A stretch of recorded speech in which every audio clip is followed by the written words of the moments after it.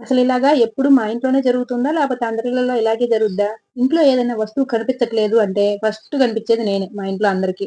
అదెక్కడ పెట్టావు? ఇదెక్కడ పెట్టావు? అదెక్కడ పడేసావు? ఇదెక్కడ పడేసావు? ఇంక పోయినట్టే అది ఇంక కనిపించదు అనని మా ఆయన నా మీద ఇంక అరుస్తానే ఉంటాడు.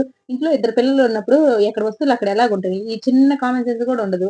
అదే వస్తువుని మా పిల్లలు గనక పడేసినా, చించేసినా గాని మా ఆయన అయితే నవ్వుతా ఉంటాడు. "ఎందుకమ్మా ఇలా చేసావు? ఎందుకమ్మా అలా చేసావు?" అని.